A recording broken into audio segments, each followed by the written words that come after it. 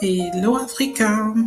En Afrique, l'entrepreneuriat n'est pas une question de cool ou de tech, c'est une question de survie et de commodité.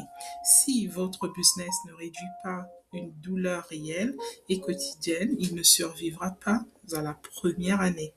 Le profit n'est pas le but, c'est la récompense que vous recevez pour avoir éliminé une friction dans la vie de vos concitoyens.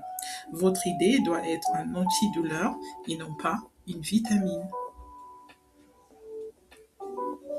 Voici le problème du mentoré de cet épisode. Vénitia, j'ai une idée incroyable et j'ai déjà commencé à développer la plateforme. Mais les gens autour de moi disent que c'est trop cher ou qu'ils n'en ont pas vraiment besoin. Comment savoir si je fais fausse route avant de tout perdre? Voici donc ma stratégie en 3 points. Premièrement, la règle de l'empathie terrain. Je répète, la règle de l'empathie terrain.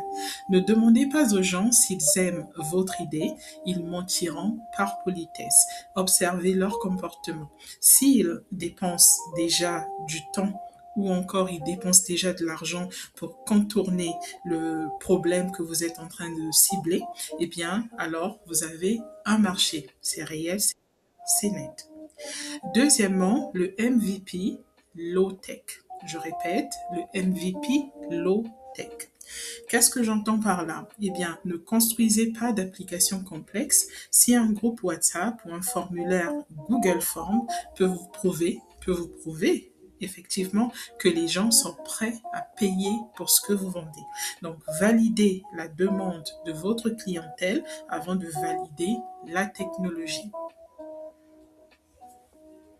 Troisième point, l'unité de valeur unique, UVU. L'unité de valeur unique, UVU. Qu'est-ce que c'est? Eh bien, définissez en une phrase comment vous rendez la vie de votre client plus simple. Comment vous facilitez son process, comment vous facilitez sa vie. Si vous ne pouvez pas l'expliquer à votre grand-mère au village, c'est que votre stratégie est trop complexe. Voici votre devoir du jour. Sortez de votre bureau. Allez donc parler à 10 inconnus qui correspondent effectivement à votre cible. Ne parlez pas de votre produit. Posez-leur cette question. Quel est votre plus gros problème concernant tel ou tel domaine? Eh bien, voyez donc combien seriez-vous prêt à payer pour qu'ils non seulement disparaissent, mais surtout pour liquider votre stock. Eh bien, pour clôturer cet épisode, je vais vous poser une question.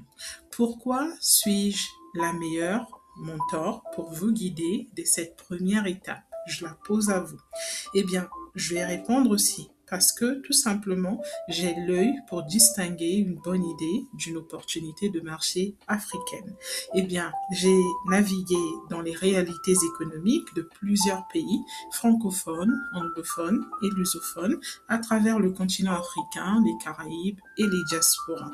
Et ceci me donne donc une connaissance de la réalité effective du terrain, que ce soit sur le continent ou dans la grande diaspora.